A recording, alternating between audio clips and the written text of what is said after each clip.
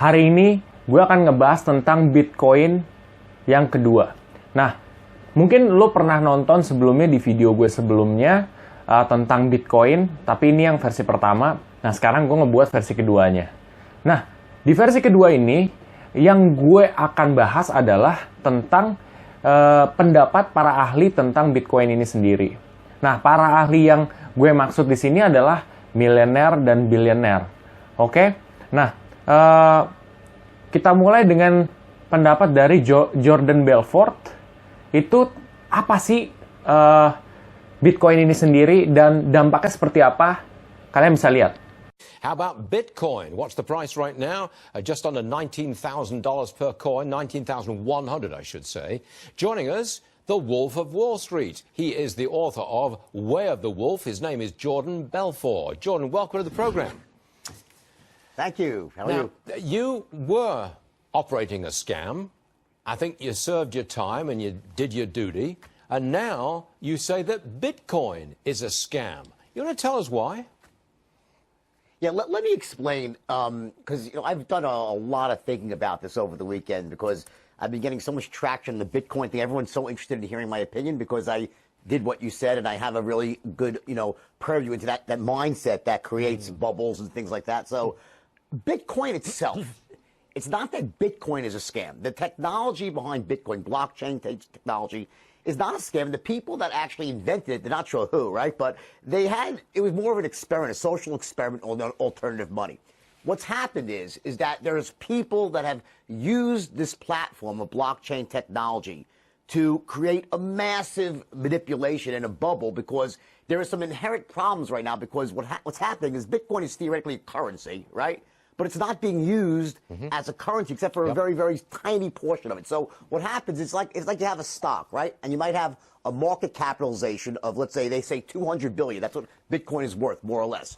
But the free trading float, what's actually out there being bought and sold, is very, very small. So what happens is most of people that buy Bitcoin, they put it away as an investment, almost everybody. No one's really be using it as currency, very, very small. So what happens is any bit of buying will drive it up because there's not much available. So what you have here is this massive bubble being created because by the nature of what it's being used for, it's not a currency, it's being used as an investment, you have people that can easily drive it up. And what happens is every day, I'll give you an example, I get an email saying, get rich with Bitcoin in my social media, just a blind email. And there's some guy advertising, many people all over the internet saying the next great cryptocurrency, get rich on. So they're creating massive interest among the millennials who have no idea about it. They don't know about bubbles. They haven't lived through all this stuff, right? And what's happening is they're creating this massive demand. And it's almost like, when it's all over in the end and Bitcoin is back down to some much, much lower price. It might go higher still, but very much might go higher. Okay. The point is people are going to say, what the hell are we thinking? It's not that Bitcoin's a scam. It's that the price is related to nothing in reality right now. Okay. Now, we are told that there are about 1,000 people, they got in early, big-time investors, they got in early, and they control 40% of all Bitcoins. This is what you're talking about, isn't it? Because it's in their interest to get that price up. Insiders, they know each other, get it going, and they sell just as the little guy, the ordinary investor, is coming in and left holding the bag. Is that part of your theory too? It's even worse than that.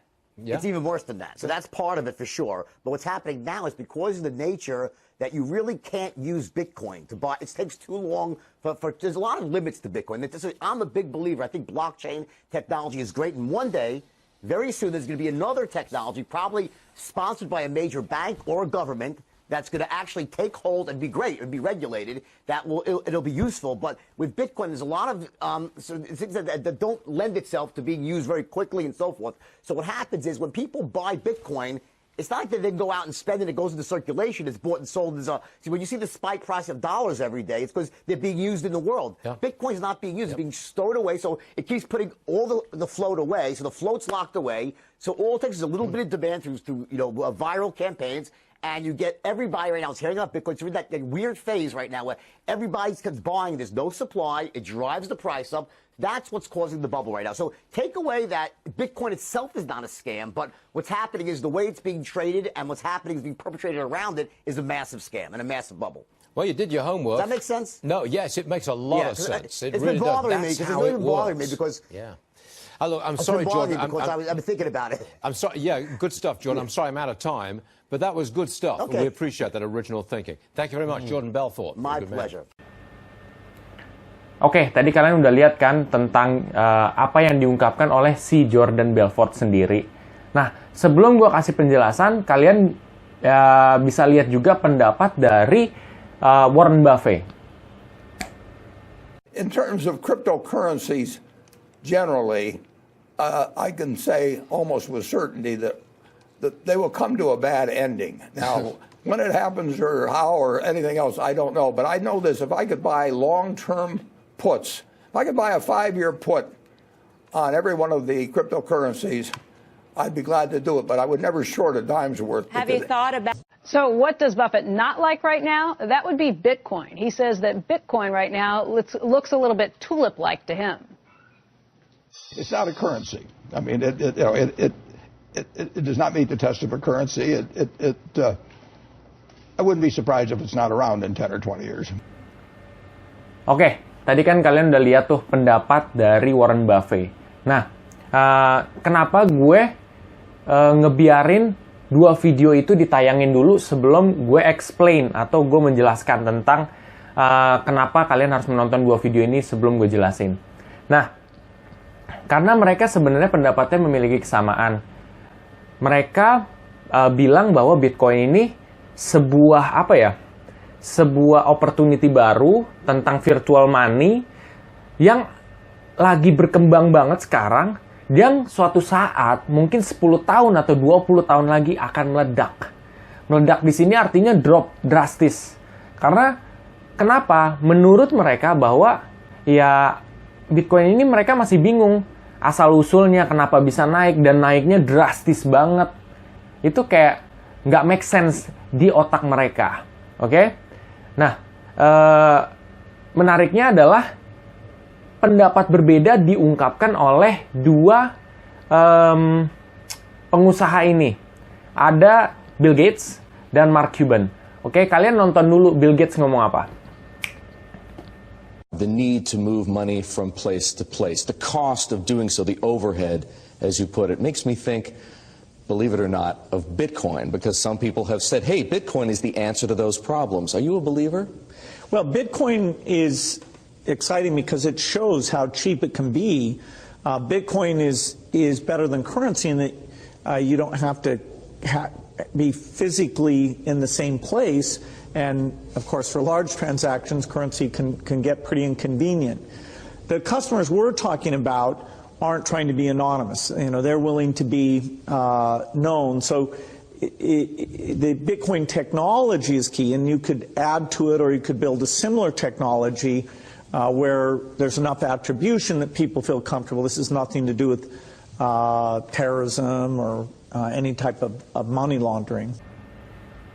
Oke, tadi kan kalian udah tonton tuh Bill Gates ngomong apa. Oke, nah sekarang kalian tonton juga Mark Cuban ngomong apa. Oke. If you're a true adventurer and you really want to throw the Hail Mary, you might take 10% and put it in Bitcoin or Ethereum. But if you do that, you've got to pretend you've already lost your money. And it's like collecting art. It's like collecting baseball cards. It's like collecting shoes. You know, something's worth what somebody else will pay for it. It's a flyer, but I'd limit it to 10%. Oke, tadi kan kalian udah tonton juga tentang Mark Cuban ngomong apa tuh. Nah, gue summarize, gue rangkum di sini adalah kalau si Bill Gates sendiri ngomong bahwa ini adalah opportunity baru yang mungkin kita bisa pelajarin dan kita bisa dalemin lagi, dimana bisa jadi ini bagus di kedepan hari, gitu loh. Mungkin kita menganggap kayak di mindset kita, wah nggak mungkin ini perkembangan duit seperti ini, karena otak kita bilang seperti itu. Siapa tahu itu mungkin gitu di kedepan hari, gitu. Itu artinya si Bill Gates tuh membuka opportunity lah, dalam arti ya bisa jadi ini bagus ke depan hari gitu. Ya kita tinggal pelajarin. Nah, kalau dari Mark Cuban sendiri, dia bilang bahwa kalau lu punya duit dan lo mau investasi di Bitcoin, ya 10% aja. Kenapa 10%? Karena ya make sure kalau ada sesuatu yang istilahnya rugi, entah bubble itu pecah seperti yang dibilang oleh Warren Buffett itu, saya nggak heran kalau 10 tahun atau 20 tahun lagi udah nggak exist Bitcoin ini, karena mungkin akan drop drastis. Yaitu dia, Mark Cuban makanya bilang cuma 10% dari duit kalian lah, 10%. Nah, anggap aja duit itu hilang, gitu loh. Jadi, kalaupun seandainya berhasil investasi kalian, bagus. Tetapi kalau misalkan dia tiba-tiba drop abis, tanpa ada warning sebelumnya dari siapapun lah, mungkin dari pihak dari Bitcoin-nya, ya itu anggap aja risiko dari kalian. Jangan sampai kalian kelaparan, karena istilahnya, wah gue investasi di Bitcoin, terus habis itu besok lu bingung kayak mau makan apa gitu. Karena lu berpikir kayak, Bitcoin cepet kok duitnya ini gitu. Jangan begitu, itu kalau kalian kelebihan duit aja. Nah, dari semua pendapat itu, gue berpendapat sendiri bahwa Bitcoin itu merupakan opportunity yang bagus. Gue setuju dengan Bill Gates. Tetapi, kalau untuk kita takut untuk melakukan, opportunity baru, ngelakuin sesuatu yang baru, salah juga. Karena memang Bitcoin ini baru dan tergolong luar biasa peningkatannya drastis banget. Gue dulu sekitar 7 bulan lalu mungkin ya, itu gue lihat Bitcoin masih 72 juta dan sekarang udah 200-an juta lebih gitu loh, satu Bitcoin. Dan itu perkembangannya luar biasa loh, itu dalam 7 bulan. Imagine kalau kalian bertahun-tahun. Nah, pertanyaan adalah berapa tahun Bitcoin ini akan bertahan? Apakah selamanya? Apakah akan drop? Who knows? Nah, menurut gue sendiri, kalau lu mau investasi, ini bisa dijadiin catatan nih. Kalau kalian mau investasi Bitcoin, jangan terlalu lama. Ya, average tuh 2 tahun atau 3 tahun itu udah maksimal. Kenapa? Karena kita nggak tahu nih Bitcoin ini ke depannya seperti apa. Dan begitu kita juga nggak bisa mengacukan pendapat dari Warren Buffett sendiri. Warren Buffett bisa sukses dengan metode dia gitu loh.